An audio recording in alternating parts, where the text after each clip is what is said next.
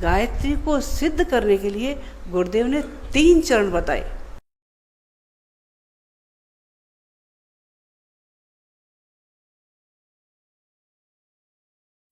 गायत्री मंत्र हमारे साथ साथ ओम भूर्भुवः स्वः तत्सवितुर्वरेण्यं भर्गो देवस्य धीमहि धियो यो नः प्रचोदयात्।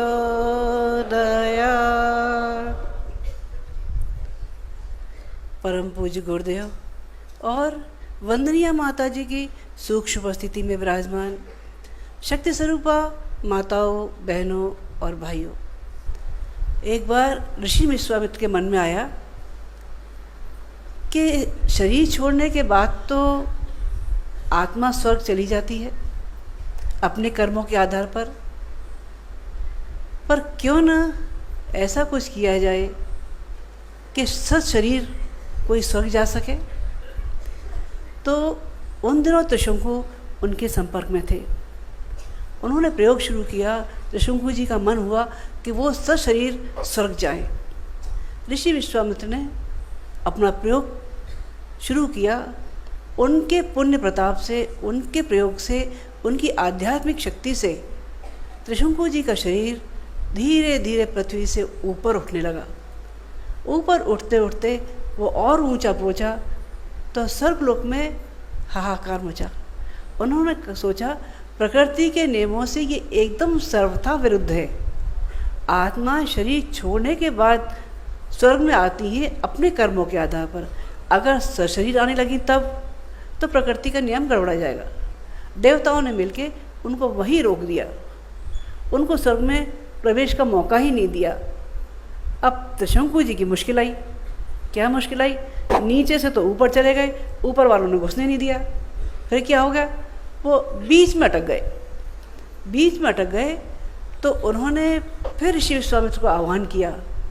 उन्होंने कहा, ऋषिवर, मेरी हालत तो अधर्म लटके की है, न मैं इधर हूँ न उधर हूँ, मेरी कुछ मदद कीजिए।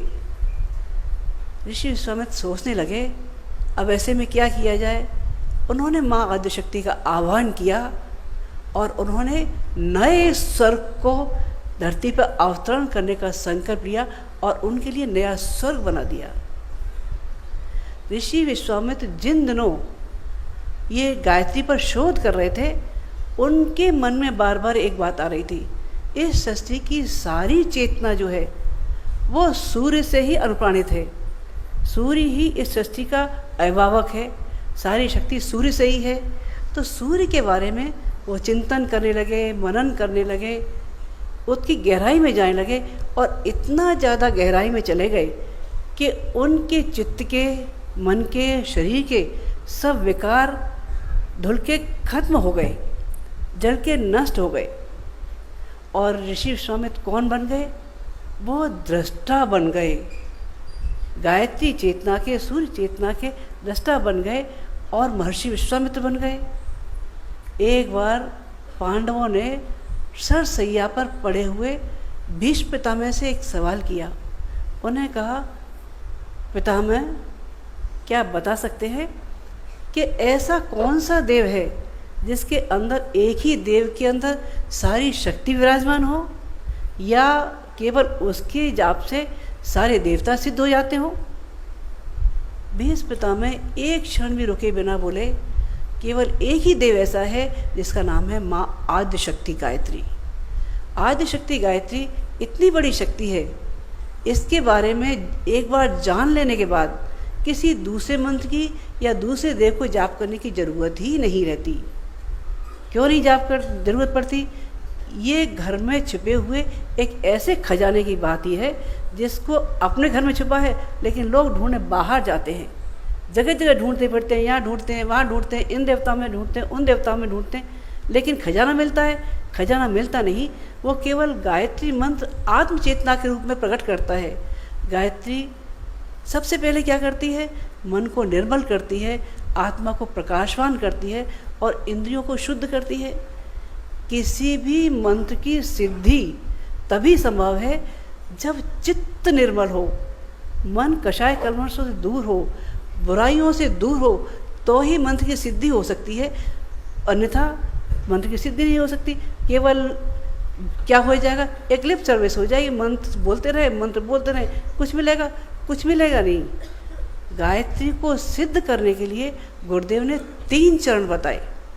गुरुदेव ने 3 चरण कौन कौन से बताए? एक बताया उपासना।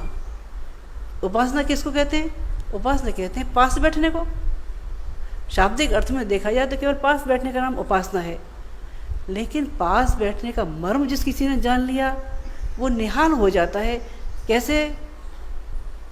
अगर बर्फ़ के साथ बैठते हैं तो शीतलता आ जाती है, अग्नि के पास बैठते हैं तो गर्मी आ जाती है, और चंदन के पास बैठते हैं सुगंधी अपने आप मिल जाती है। दूसरे शब्दों में क्या कह सकते हैं? दूसरे शब्दों में इसको कह सकते हैं समर्पण। अगर व्यक्ति का समर्पण पूरा है तब वो निहाल होता हुआ चला जाएगा। लकड़ी का टुकड़ा जिसकी कीमत कुछ नहीं होती, लेकिन आग से मिल जाता है तब आग बन जाता है। वो नाला जो जगह जगह बहता रहता है, वो नाला जब अपने आप को समर्पित कर देता है गंगा जी में, तब गंगा जल बन जाता है। गुरुदेव बताते रहे उपासना के मर्म को, पास बैठने के मर्म को। दूसरा चरण बताते रहे साधना को। साधना कैसी? अपने आप को साधने का नाम है साधना। हर पल अपनी बुराइयों से लड़ने का नाम है साधना। अपने अंदर के दोषों को दूर करने का नाम है साधना। दूसरे शब्दों में कहते हैं अपने दृष्टिकोण को परिष्कृत करने का नाम साधना है। हमारे घरों में सफाई कब होती है? बृहद सफाई तब होती है जब दिवाली पूजन का वक्त आता है। क्या सोच के आता है? क्या सोच के सफाई करते हैं लोग? ये सोच के करते हैं कि अगर सफाई नहीं होगी तो माँ लक्ष्मी पधारेंगी, नहीं पधारेंगी। गंदे घरों में घुसती हैं? बिल्कुल नहीं घुसती। घरों की बेहद सफाई होती है। ये सोच के देवी लक्ष्मी हमारे घर में प्रकट होंगी, हमारे दारिद्र्य दुख दूर करेंगी। लेकिन अगर मन में मैल भरा रहा तब वो भगवान ईश्वरी सत्ता कैसे मन में आ सकती है, कैसे पधार सकती है? तीसरा उदाहरण गुरुदेव चरण बताते रहे आराधना का। अपने समय, श्रम, प्रतिभा का नियोजन समाज के लिए, जिस समाज में हम रहते हैं उसका जन्म से लेकर मृत्यु तक हम पर ऋण रहता है। हम लेते ही रहते हैं। अगर न चुकाया गया तब तो बात बनेगी नहीं। कर्जदार होकर कितना जाएंगे?